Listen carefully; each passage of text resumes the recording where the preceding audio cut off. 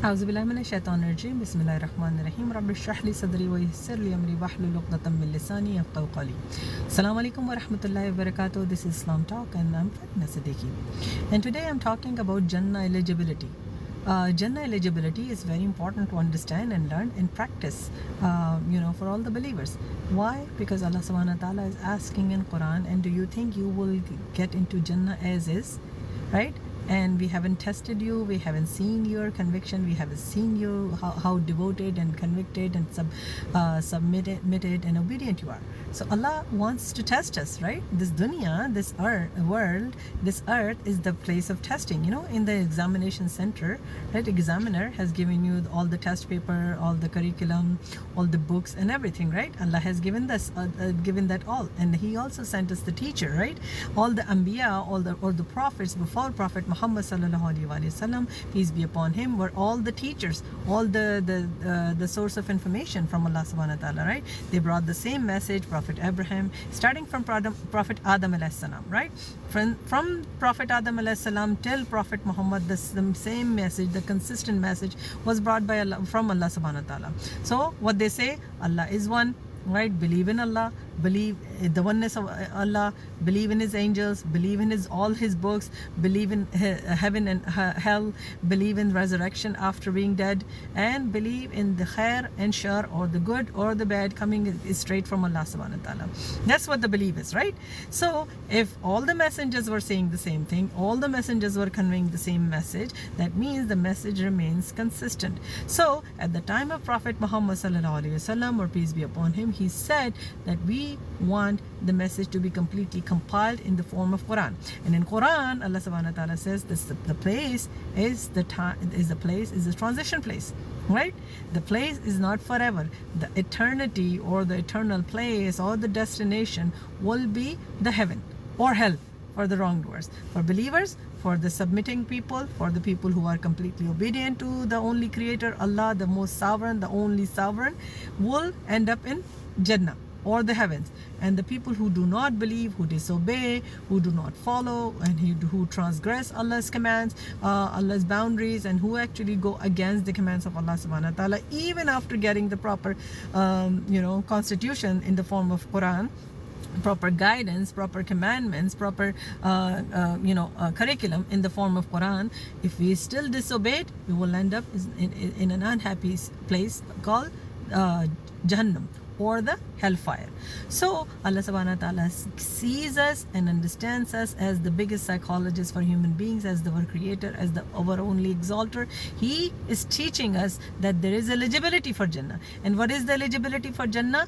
Follow Allah's command, completely submit to Allah subhanahu wa ta'ala, believe in all the unseen that He is actually asking, all the beliefs, and then also be ready for being tested. So if the test is coming to you, this is actually Allah's way to actually assess your eligibility. So if until Allah saw how patient you are, how submitting you are in the time of test, how would you enter Jannah?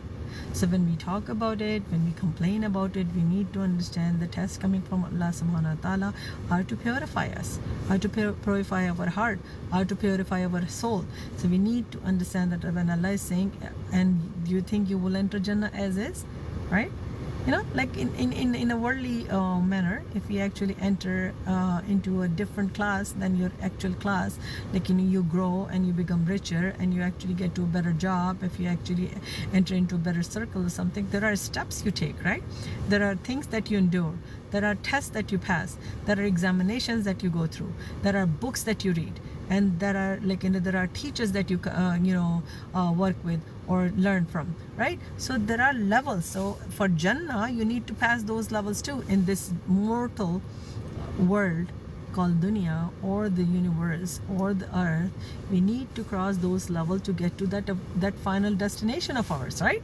So we need to remember this. The tests are to purify us, and the tests are for us to help us realize that this world will not be our final destination, and to help us understand that this world is just the assessment center, examination center, where the final assessment will happen on the day of judgment, the Yawm al-Qiyamah that we say, right? And the day is promised by Allah subhanahu wa ta'ala being true, right? So until or unless we believe in that, the eligibility for Jannah is not completed, right? We need to understand that we are here as the vice regents of Allah subhanahu wa ta'ala. When Allah created Prophet Adam alayhi salam, or the first prophet, Prophet Adam alayhi salam, he said, I am sending him as my vice regent, as my assistant, as my commander on the earth. And he will guide people to about my command. He will guide people about my way of life. And if they won't follow me, they will follow shaitan. I will fill the hellfire with his followers. And if you believe, if you stay true to your path, if you stay true to my commands, then I will fill the Jannah or the heaven with you. This is the eligibility, guys. This is very clear, very clear, very, very clear. And we need to remember this. And if you need somebody to be reminded for this, share this video. I will record and I will share it, inshallah. And keep writing to me about the topics and keep sharing the videos. Like and follow me on Instagram and TikTok. I'm also available on YouTube, Farina Siddiqui. Please share the videos if you find them beneficial. Whatever I said right is from Allah subhanahu wa ta'ala as the creator and the only sovereign and the only exalter, and whatever I said wrong or with shortcomings is only because of my own faults. Keep me in your du'as. Assalamu alaikum wa rahmatullah.